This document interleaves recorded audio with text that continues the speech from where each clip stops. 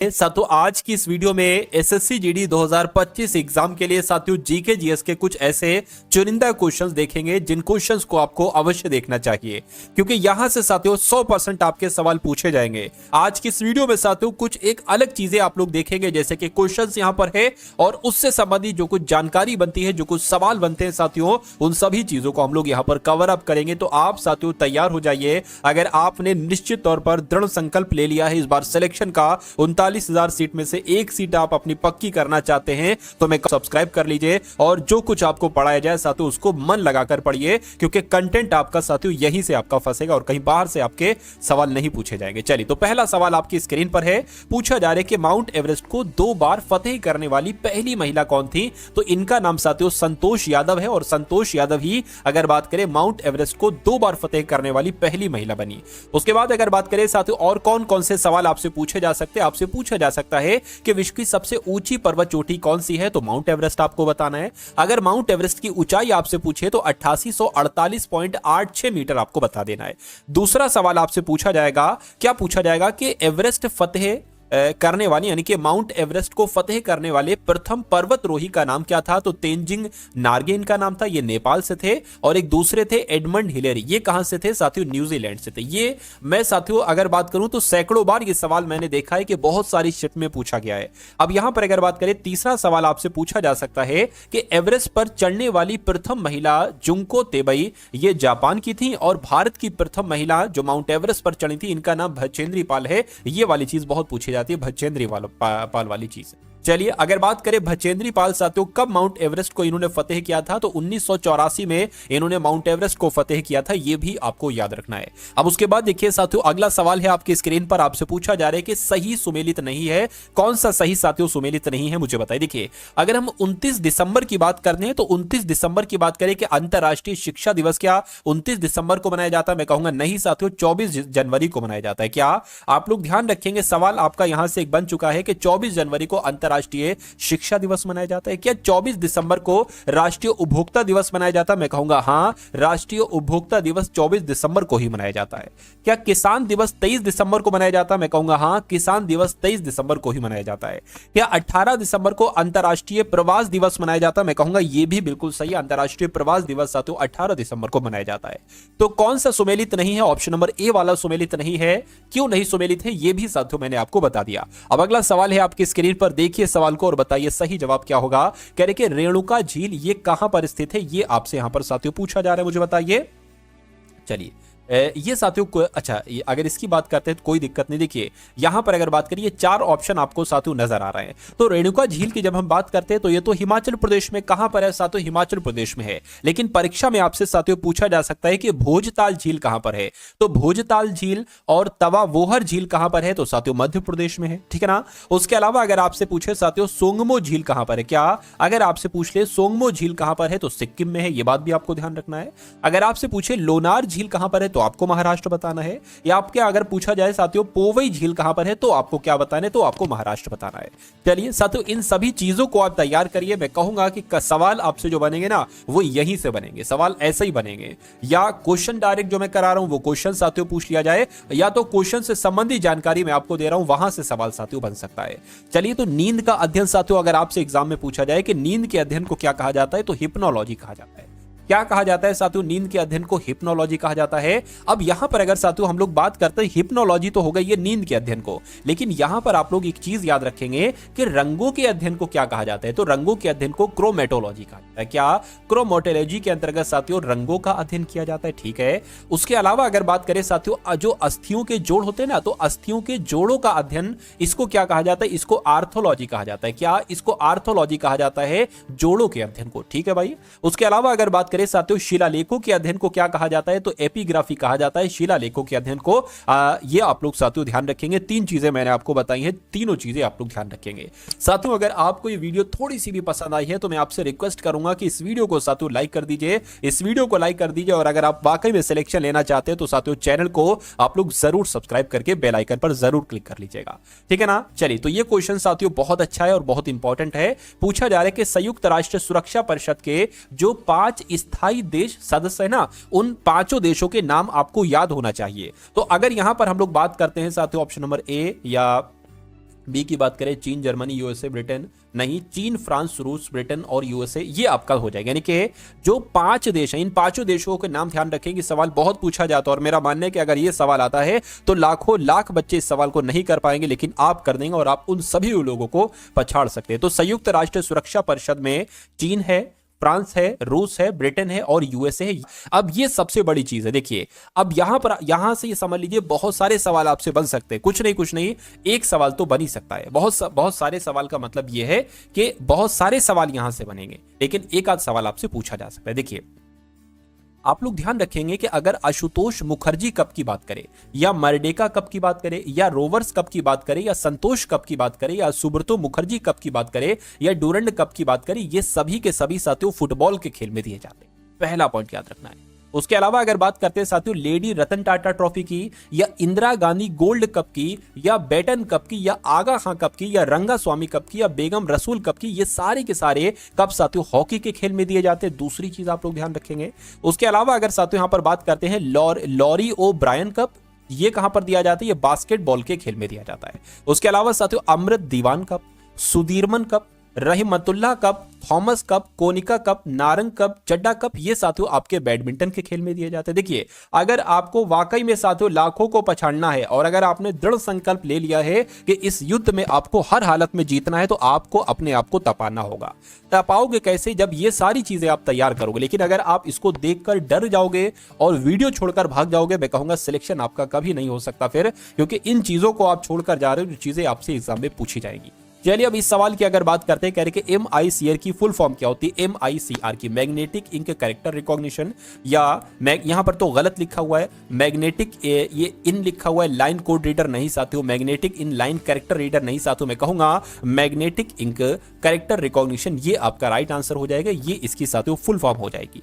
उसके अलावा अगर बात करते हैं IFSC की फुल फॉर्म आपसे एग्जाम में पूछी जाती है, तो ये थोड़ी सही नहीं लिखी है, क्या लिखी है? इंडियन फाइनेंशियल सिस्टम कोड होती है IFSC की फुल फॉर्म। उसके अलावा IMPS की फुल फॉर्म साथियों क्या होती है? इंटर बैंक मोबाइल पेमेंट, क्या? Inter bank mobile payment service, ये आपकी IMPS की फुल फॉर्म होती है। ये आपको याद रखना है। अब अगला सवाल देखिए आपकी स्क्रीन पर है, कह रहे कि बैंकिंग लोकपाल योजना की शुरुआत किसके द्वारा की गई थी? तो मैं कहूंगा रिजर्व बैंक ऑफ इंडिया के द्वारा ही साथियों बैंकिंग लोकपाल योजना की शुरुआत की गई थी। ये बहुत इंपॉर्टेंट चीज है साथियों। उसके बाद यहां पर अगर बात करें सवाल आपसे, देखिए ये सवाल बन गया तो बहुत अच्छी बात है, लेकिन अगर ये सवाल नहीं बना तो इस सवाल से कुछ संबंधित जानकारी आपसे पूछ ली जाएगी। सवाल बनाकर देखिए, पूछा जा सकता है कि रिजर्व बैंक ऑफ इंडिया ने जो बैंकिंग लोकपाल योजना की शुरुआत की थी, ये कब लागू की थी? या अगर ऐसे करके पूछा जाए RBI ने बैंकिंग लोकपाल कब लागू किया, तो 1 जनवरी 2006 से लागू किया। उसके अलावा अगर बात करते हैं साथियों यहां पर कि बैंकिंग लोकपाल RBI के द्वारा नियुक्त वह व्यक्ति है जो बैंकिंग सेवाओं में कतिपय कमियों के संबंध में ग्राहकों की शिकायतों का समाधान करता है। यानी कि एक बैंकिंग लोकपाल RBI के द्वारा ही नियुक्त किया जाता है और जो भी बैंकिंग सेवाओं में एक तरीके से जो कमियां आती है ना, ग्राहकों के द्वारा दी गई शिकायतें आती, इनका समाधान करता है साथियों बैंकिंग लोकपाल। उसके अलावा जो रिजर्व बैंक ऑफ इंडिया है यानी कि RBI है, यह भारत का केंद्रीय बैंक कहलाया जाता है। RBI का मुख्यालय कहां पर है? तो साथियों मुंबई में है। RBI की अगर बात करते हैं तो इसको बैंकों का बैंक कहा जाता है, इसको केंद्रीय बैंक कहा जाता है, इसको सेंट्रल बैंक, इसको बैंकों का बैंक कहा जाता है। और इसकी स्थापना कब की गई थी? तो 1 अप्रैल 1935 को इसकी स्थापना की गई थी। एक सवाल और बनता है कि RBI का राष्ट्रीयकरण कब किया गया था? तो साथियों 1949 को RBI का राष्ट्रीयकरण किया गया था, 1949 में। ठीक है ना? चलिए अगला सवाल है साथियों आपकी स्क्रीन पर। ये क्वेश्चन भी साथियों बहुत इंपॉर्टेंट है। देखिए कह रहे कि कौन सा एक युग्म सुमेलित है, कौन सा एक युग्म सुमेलित है, ये आपको बताने। देखिए आपने सुना होगा साथियों ब्लू बुक का नाम, किसका नाम आपने सुना होगा? Blue book. ये ब्लू बुक आखिर क्या होती है? तो यूके के सरकार का आधिकारिक रिपोर्ट, बिल्कुल साथियों यूके में जो सरकार है इनकी जो आधिकारिक रिपोर्ट होती है उसको ब्लू बुक कहा जाता है। ये बात बिल्कुल सही है। आपने ग्रीन बुक का नाम सुना होगा, तो क्या ग्रीन बुक इटली और ईरान सरकार के आधिकारिक प्रशासन को कहा जाता है, प्रकाशन को कहा जाता है? मैं कहूंगा बिल्कुल, ये भी बिल्कुल सही है, ये भी बिल्कुल सही है। ग्रे बुक की अगर बात करें तो जापान और बेल्जियम सरकार की आधिकारिक रिपोर्ट को क्या कहा जाता है? Grey book. मैं कहूंगा ये भी बिल्कुल सही है, यानी कि आंसर आपका जो जाएगा वो ऑप्शन नंबर डी के साथ जाएगा। अगला सवाल देखिए आपकी स्क्रीन पर है, कह रहे कि लोकसभा की प्रथम महिला महासचिव का नाम क्या था? तो इनका नाम साथियों स्नेहलता श्रीवास्तव था और यह सवाल आपसे पूछा जा चुका है। तो लोकसभा की पहली महिला महासचिव का नाम क्या था साथियों? स्नेहलता श्रीवास्तव था। आंसर आपका ऑप्शन नंबर बी हो जाएगा। अब यहां पर अगर बात करें बहुत सारे सवाल बनते हैं और जो कि बहुत इंपॉर्टेंट है, आपसे पूछा जा सकता है कि दिल्ली की पहली महिला मुख्यमंत्री एक तरीके से कौन थी साथियों, तो सुषमा स्वराज थी। कौन थी? दिल्ली की पहली महिला मुख्यमंत्री कौन थी? सुषमा स्वराज थी। अगर बात करते हैं अमृता प्रीतम, ये साहित्य अकादमी पुरस्कार प्राप्त करने वाली प्रथम भारतीय महिला थी। इनका नाम क्या था? अमृता प्रीतम था। ये आप लोग ध्यान रखेंगे। उसके बाद अगर बात करें कि मीरा कुमार की अगर बात करें तो ये साथियों लोकसभा की पहली महिला अध्यक्ष थी। ये भी सवाल आपसे बहुत पूछा जाता है। उसके बाद अगर यहां पर हम लोग बात करें कि राज्यसभा की प्रथम महिला उपसभापति का नाम क्या था, तो वायलेट अल्वा इनका नाम था, और वायलेट अल्वा राज्यसभा की पहली महिला उपसभापति थी। उसके अलावा प्रथम महिला केंद्रीय मंत्री साथियों कौन रही, तो आप लोग ध्यान रखेंगे राजकुमारी अमृता कौर, ये पहली केंद्रीय मंत्री रही, ये भी आप लोग को मालूम होना चाहिए। और यूपीएससी की पहली महिला अध्यक्ष कौन रही साथियों, तो रोज मिलियन बैथी उनका नाम है, और ये यूपीएससी की प्रथम महिला अध्यक्ष रही, ये भी आपको मालूम होना चाहिए। अगला सवाल है आपकी स्क्रीन पर, निम्नलिखित में से कौन सा एक सुमेलित नहीं है, ये आप लोग ध्यान रखेंगे। कौन सा एक सुमेलित नहीं है साथियों, ये आपको यहां पर साथियों बताना है। चलिए तो देखिए, फिनलैंड की अगर बात करते हैं तो फिनलैंड की राजधानी क्या है, तो हेलसिंकी, मैं कहूंगा बिल्कुल सही है। बोलिविया की राजधानी क्या है, लापाज, मैं कहूंगा बिल्कुल बोलिविया की राजधानी लापाज है, बिल्कुल सही है। इथियोपिया की अगर बात करें तो इथियोपिया की राजधानी लुसाका नहीं है साथियों, आपको मालूम होना चाहिए आदिस एबाबा है। क्या अगर बात करते हैं आदिस एबाबा की, तो ये कहां की राजधानी है, ये साथियों इथियोपिया की राजधानी है। उसके अलावा यूक्रेन की राजधानी क्या कीव है, मैं कहूंगा बिल्कुल यूक्रेन की राजधानी कीव है। तो इसमें से कौन सा सुमेलित नहीं है साथियों, ऑप्शन नंबर सी वाला सुमेलित नहीं है, सी वाला सुमेलित नहीं है, तो यही आपका क्या होगा, बिल्कुल करेक्ट आंसर हो जाएगा। उसके बाद यहां पर कुछ जानकारी बनती है जहां से सवाल डायरेक्ट आपसे पूछे जाते हैं, उनको भी देख लीजिए। कहने के जाम्बिया की राजधानी क्या है, लुसाका है साथियों, बिल्कुल जाम्बिया की राजधानी क्या है, लुसाका है। उसके अलावा इथियोपिया की राजधानी, ठीक है, इथियोपिया की मुद्रा की बात की गई है तो इथियोपियाई बिर है। क्या इथियोपियाई बिर, ये इथियोपिया की मुद्रा है। अगर फिनलैंड की यहां पर बात करें, क्योंकि यहां पर फिनलैंड का जिक्र था, फिनलैंड का जिक्र था, तो एक सवाल पूछा जाता है कि झीलों का देश किसे कहा जाता है, तो फिनलैंड को ही झीलों का देश कहा जाता है। उसके अलावा सोमालिया, इथियोपिया और जिबूती, इनको हॉर्न ऑफ अफ्रीका कहा जाता है। क्या हॉर्न ऑफ अफ्रीका किसे कहा जाता है, सोमालिया को, इथियोपिया को और जिबूती को। उसके अलावा अगर आपसे पूछे पवन चक्कियों की भूमि किसे कहा जाता है, तो नीदरलैंड को पवन चक्कियों की भूमि कहा जाता है। ये सवाल साथियों ट्रेंडिंग वाले सवाल हैं जो आपके एग्जाम में बार बार पूछे जाते हैं, और एक ऐसा कोई एग्जाम नहीं जहां से इस टाइप के साथियों क्वेश्चंस ना पूछे जाए। चलिए अगला सवाल देखिए, कह रहे कि मरणोपरांत भारत रत्न से सम्मानित प्रथम व्यक्ति कौन थे।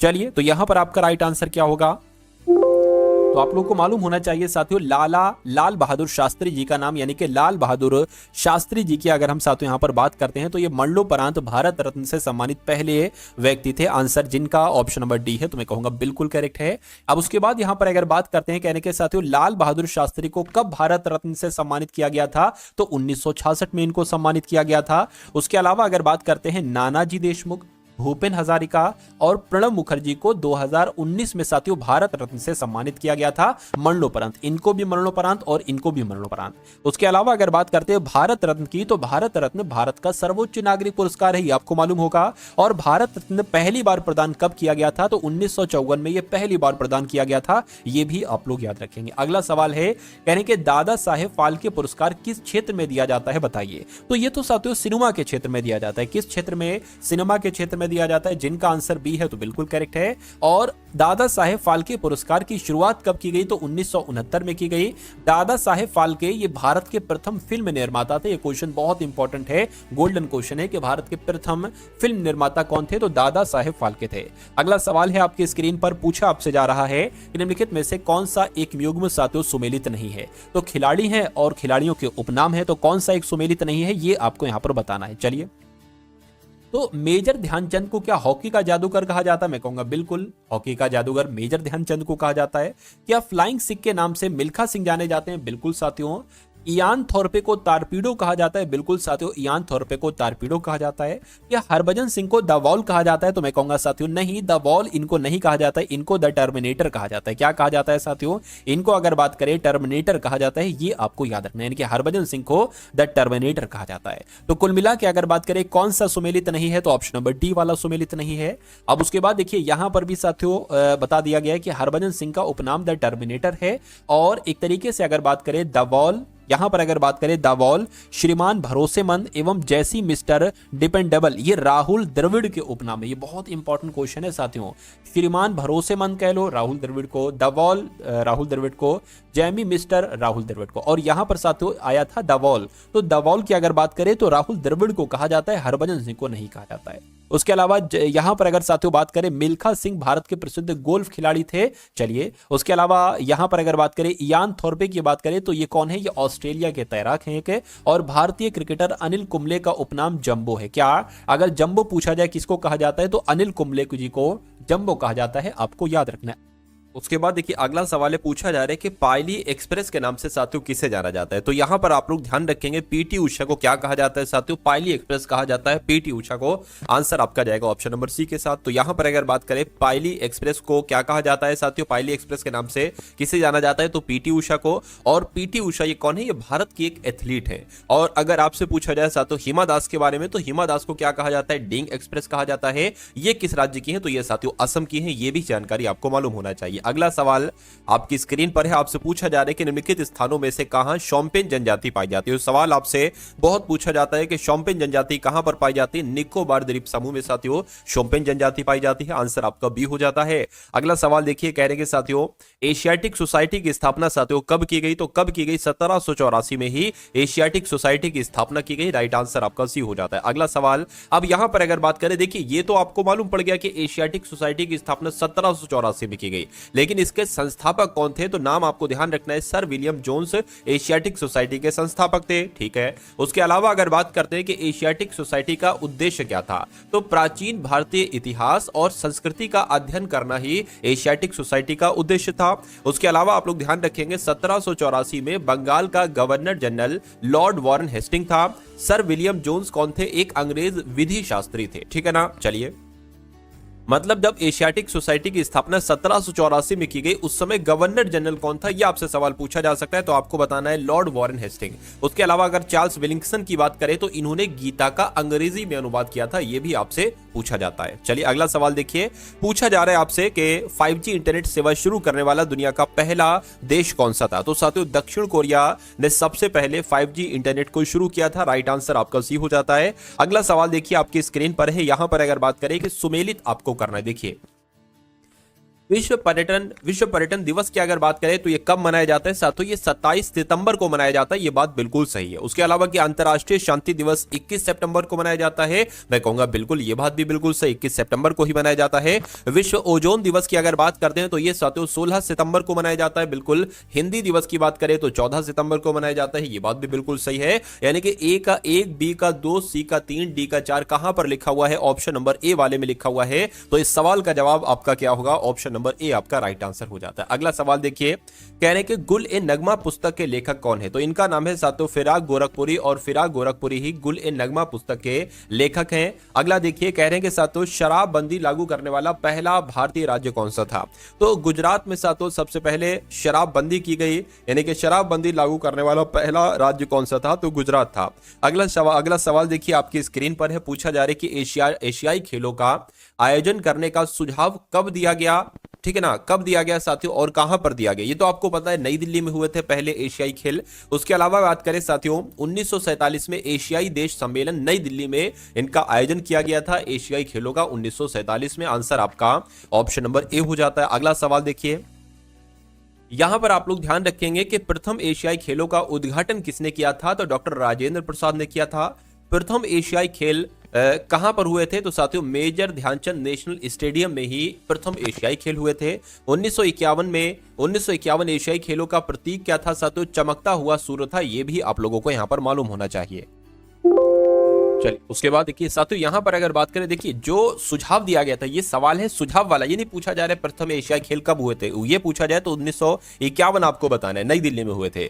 ये पूछा जा रहा है एशियाई खेलों का आयोजन करने का सुझाव सबसे पहले मतलब कब दिया गया था, तो 1947 में दिया गया था। ये यहां पर ये लिखा हुआ है। अगला सवाल है आपकी स्क्रीन पर, कहा जा रहा है आपसे कि लोसूंग त्योहार साथियों कहां पर मनाया जाता है, तो ये तो सिक्किम का है। कहां पर है, कहा है साथियों लोसूंग त्योहार, ये आपका सिक्किम में किया जाता है। आंसर आपका ऑप्शन नंबर बी हो जाता है। अगला सवाल देखिए, कहा जा रहा है कि चंडीगढ़ का रॉक गार्डन का विकास साथियों किसने किया था?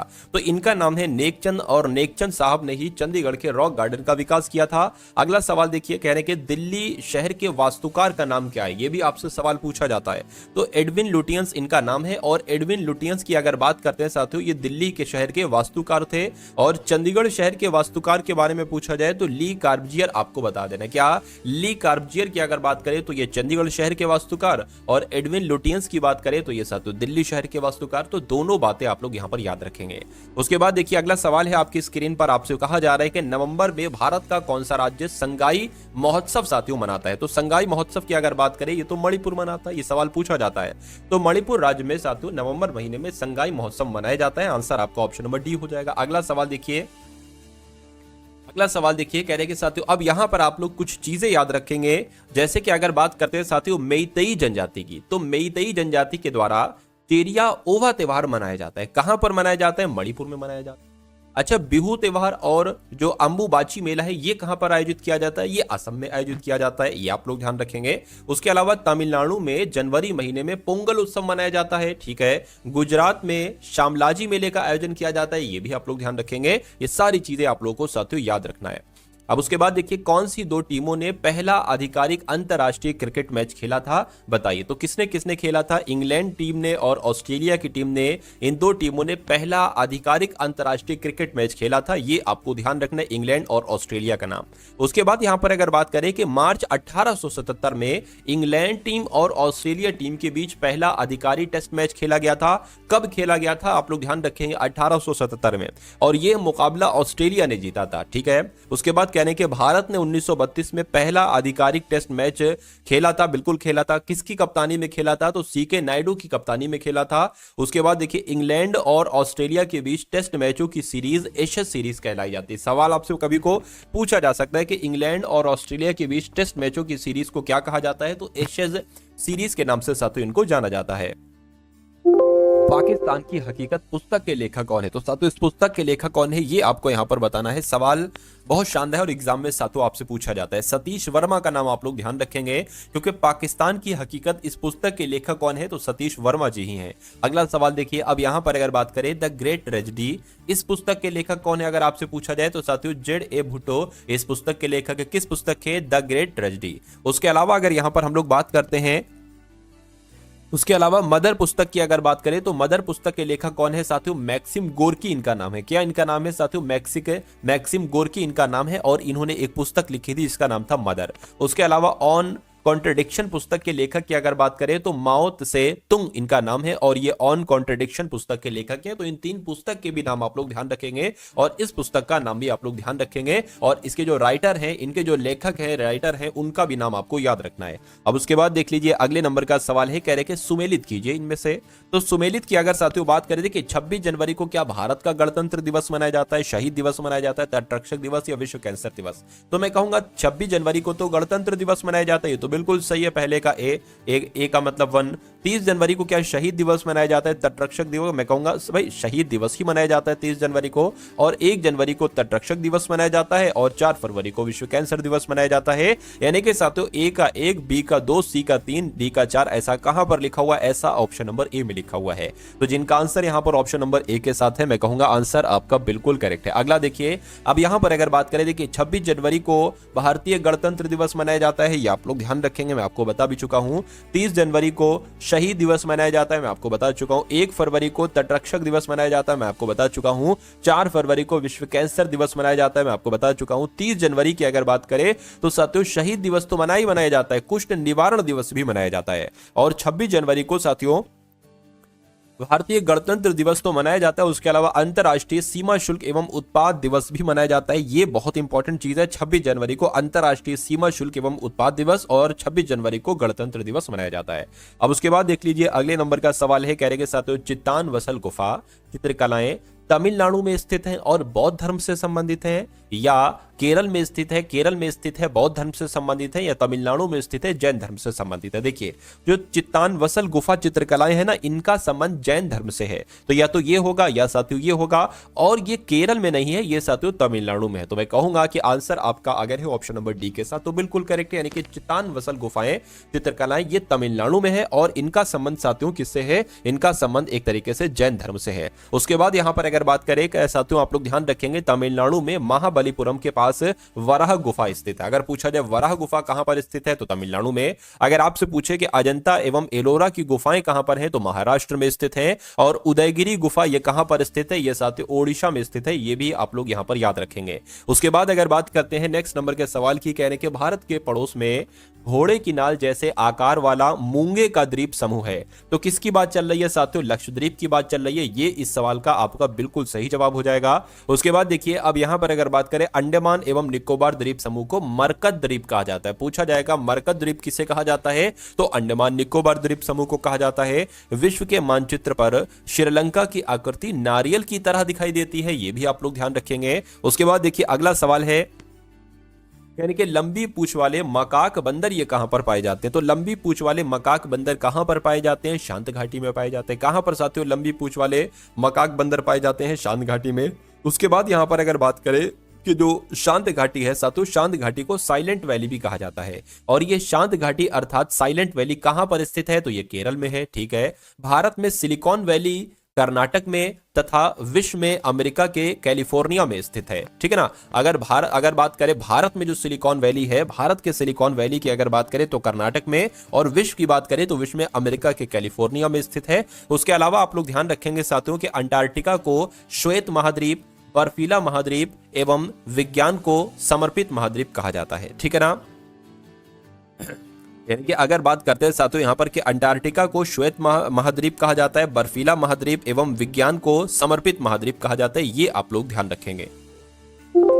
गरीबों की कथकली साथियों किस नृत्य को कहा जाता है, तो यहां पर आप लोग ध्यान रखेंगे, इनका नाम है साथियों, इस नृत्य का नाम है ओटन्य तुल्य। क्या ओटन्य तुल्य इस नृत्य का नाम है, उस नृत्य को क्या कहा जाता है, गरीबों की कथकली कहा जाता है। राइट आंसर आपका ऑप्शन नंबर सी हो जाएगा। उसके बाद अगर बात करें कि मोहिनी अट्टम ये कहां पर किया जाता है, ये केरल में किया जाता है, यानी कि केरल का एक शास्त्रीय नृत्य है। उसके अलावा केरल में अच्छी फसल की खुशी मनाने के लिए कई कोट्टिकली नृत्य किया जाता है, और ये कई कोट्टिकली नृत्य पुरुषों एवं स्त्रियों के द्वारा किया जाता है। तो कुल मिला के साथियों अगर बात करें अगला देखिए, कथकली ये केरल का शास्त्रीय नृत्य है। उसके अलावा कालबेलिया हो गया, गणगौर नृत्य हो गया, घूमर नृत्य हो गया, ये कहां पर किया जाता है, तो ये राजस्थान में किया जाता है, ये भी आपको याद रखना है।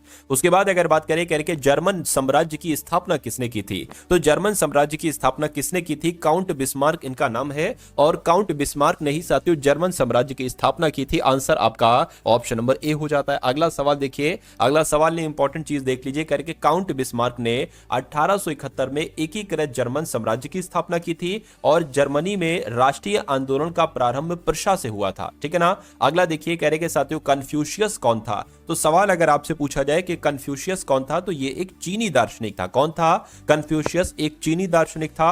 अगला देखिए, कहने के साथियों भारतीय रिजर्व बैंक के प्रथम भारतीय गवर्नर जनरल का नाम क्या था, तो इनका नाम सर सी डी देशमुख था। क्या सर सी डी देशमुख ये कौन थे, भारतीय रिजर्व बैंक के पहले भारतीय गवर्नर थे। उसके बाद यहां पर अगर बात करें, सर सी डी देशमुख का कार्यकाल 11 अगस्त 1943 से लेकर 30 जून 1949 तक रहा था। रिजर्व बैंक के प्रथम गवर्नर कौन थे, ऑसबर्न ए स्मिथ थे। अब यहां पर भारतीय नहीं अगर आए तो ये आपको लिखना है। इनका कार्यकाल 1 अप्रैल 1935 से 30 जून 1937 तक रहा। उसके अलावा बेनेगल रामाराव ये इनका आरबीआई के गवर्नर के रूप में कार्यकाल 1949 से 57 तक रहा।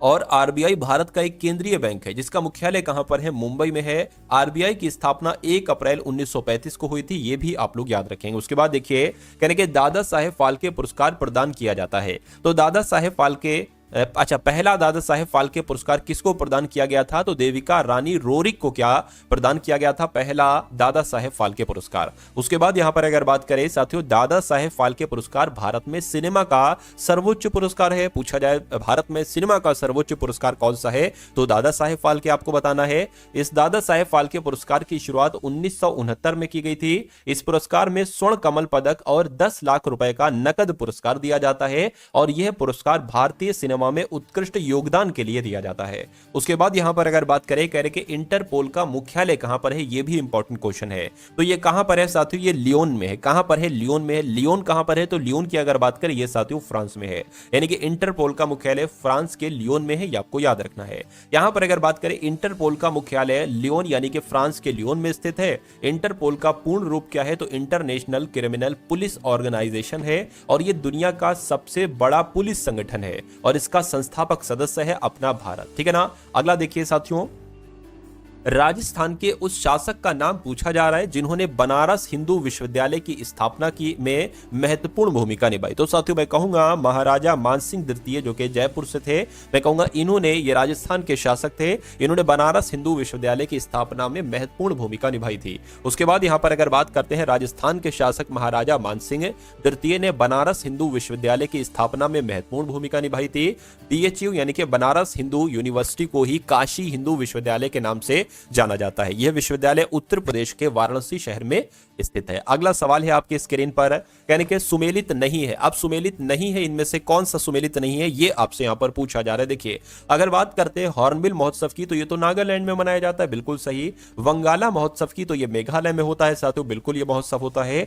चेरिया ओवा त्योहार यह कहां पर होता है, यह मणिपुर में होता है। खर्ची पूजा की अगर बात करें तो यह असम में नहीं होता है साथियों। क्या खर्ची पूजा की अगर बात करें तो यह साथियों त्रिपुरा में होता है। कहां पर होता है, यह त्रिपुरा में होता है, यह असम में नहीं होता है। तो मैं कहूंगा कौन सा सुमेलित नहीं है, ऑप्शन नंबर डी वाला सुमेलित नहीं है। अब नहीं है तो यही आपका बिल्कुल सही जवाब हो जाता है भाई, बहुत बढ़िया, वेरी गुड क्लास। अब यहां पर देख लीजिए, कहने के जो खर्ची पूजा है ना, ये त्रिपुरा में पृथ्वी के सम्मान में मनाए जाने वाला त्योहार है। ठीक है। असम में बिहू और अंबुबाची उत्सव मनाया जाता है, आपको ध्यान रखना है। वंगाला महोत्सव गारो जनजाति के द्वारा किया जाता है और फसल की कटाई के पश्चात किया जाता है। मिसी सलजोंग नामक स्थानीय देवता के सम्मान में किया जाता है। ठीक है। कह रहे कि मणिपुर में सनामही नामक स्थानीय देवता के सम्मान में मेइतेई जनजाति द्वारा चेरिया ओवा त्योहार मनाया जाता है। क्या ध्यान रखना है, ध्यान ये रखना है कि मणिपुर में, ठीक है ना, मणिपुर में मेइतेई जनजाति के द्वारा चेरिया ओवा त्योहार मनाया जाता है। ये 3 पॉइंट आप लोग ध्यान रखेंगे। तो कुल मिला के साथियों ये क्लास आपको कैसी लगी, एक बार कमेंट सेक्शन में आप लोग जरूर बताइएगा। इस वीडियो को साथियों लाइक कीजिएगा, वीडियो को शेयर कीजिएगा।